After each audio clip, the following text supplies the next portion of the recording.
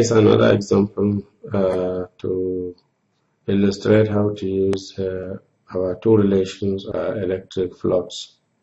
In this question, we are told that we have an electric field, okay, which is in the atmosphere, and it is directed vertically downward. So we have the electric field here, which is acting vertically downward. We have the electric field here.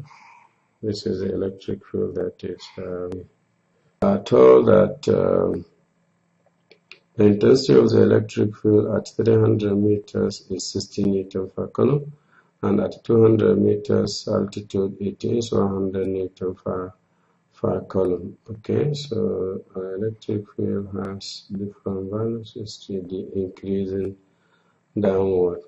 We are told to find the amount of charge contained in a cube which is placed in the electric field here. The cube is placed, so let's put it. So here is our cube, okay, which is in the electric field, and the dimension of the cube is 100 meter by 100 meters. So let's see the two altitudes. So this altitude, which is the side of, is around 300 meters, and this place is also 200 meters, so that the length of the cube here is 100 by 100. Okay, so we can see that our electric field is fastened through the cube. So the question is, we have to find, we are given the intensity of the electric field in this region. At this place, the intensity is 60 newton per coulomb. And in this region, the intensity is 100 newton per coulomb. 100 newton per coulomb. Okay, so we are asked to find the charge, which may be an equivalent charge that may produce electric field of the electric field at the top and the bottom, equivalent to that which is maybe placed at the center of the cube. So to find charge, when we are given electric field, we first of all evaluate the flux. But look at the area here. This is our area. The face of the area here, the face of the area is normal to our field, and therefore our area, the direction of our area is downward. The direction of our field is downward. Therefore, the angle between them, theta, is 0. So we can now write our expression for computing flux. Flux is given by this equation. Flux is given by this equation that it is charge over epsilon. Or we use the other relation which says flux is equals to electric field times or dot product of electric field, which can be evaluated as the magnitude of the electric field without the arrow times the area times the cosine of angle between them, which we can easily see that the cosine is going to be 1 since theta is 0. So our flux can easily be obtained from the product of the magnitude of the net field existing between the face of the cube. So the field at the top face here is 60 newton per coulomb. The field at the bottom is 100. So that the electric field inside the box, the electric field intensity inside the box can easily be obtained from the difference between 100 and 60, which will give you 40 newton per coulomb. Okay, so our flux can now be computed from the electric field, net electric field, which is 40 times the area, which is 100 times 100, and this will give you 4 times 10 to the power 5 times 10 to the power 5 meter square per coulomb. Okay, But if we want to obtain the charge, net charge in the box, we can now employ this equation, which is relating flux with the charge. So our charge based on this equation can be obtained from the flux multiplied by epsilon. When we plug in these values, we are going to have our flux is 4 times 10 to the power 5 times epsilon, which is 8.85 times 10 to the power minus 12. When you compute this correctly, you are going to get 3.54 times 10 to the power minus 6 coulomb. Okay, so this is our charge. Okay, here is another question involving flux. In this question, we are told that we have a square surface shown in the figure below. Here is a square surface, and the dimension of the square surface is 3.2 millimeters on each side. So the distance from here, okay, this distance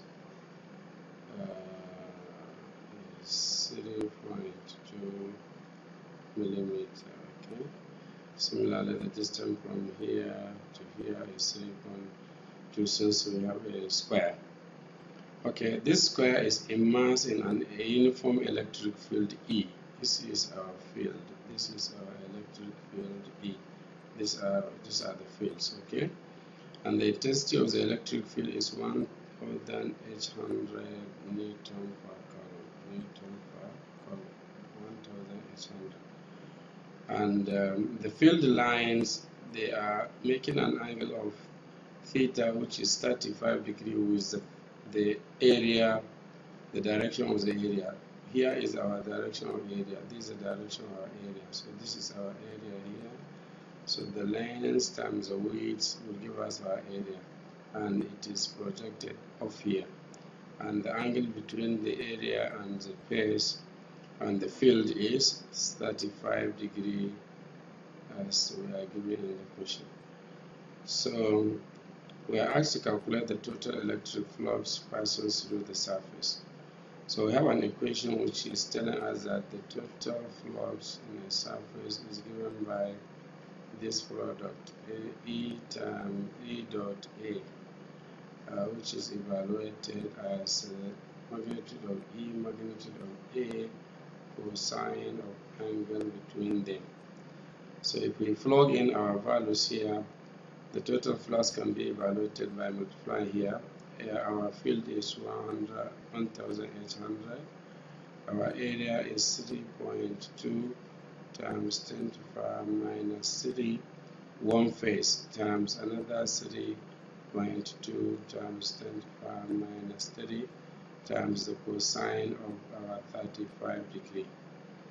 If we put these values all together, we are going to get our field to be around 0.0515, okay?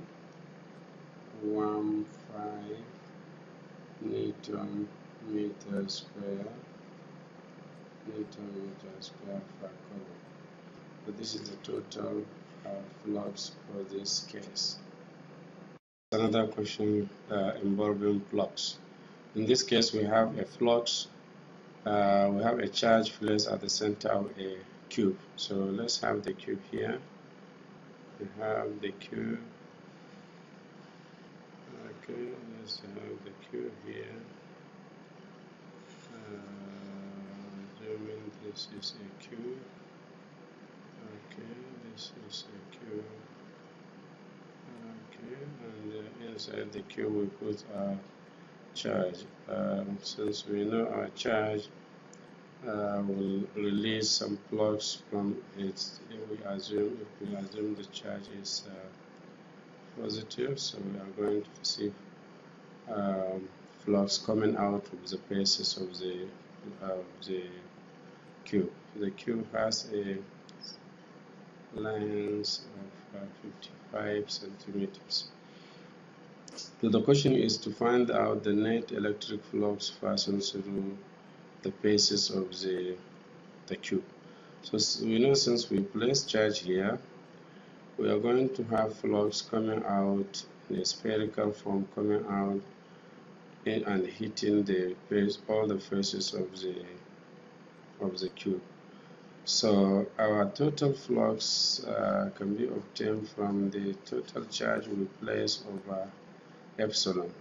Okay, the charge we place is 1.8 microcoulomb, and we know our epsilon is a constant 8.85 times 10. So when we plug in the values, we are going to get the total flux. Okay, the total flux will now be 1.8 times 10 to the power minus 6 coulomb all over the epsilon 8.85 times 10 to the power minus 12, and this gives us a total flux of about 2 times 10 to the power 5 Newton meter square per coulomb. So this is the total flux. This is independent of the side of the cube. So when we put cube or we put a spherical body or any body we put, the total flux coming out from the charge will be the same, 2 times 10 to the power 5 Newton per coulomb.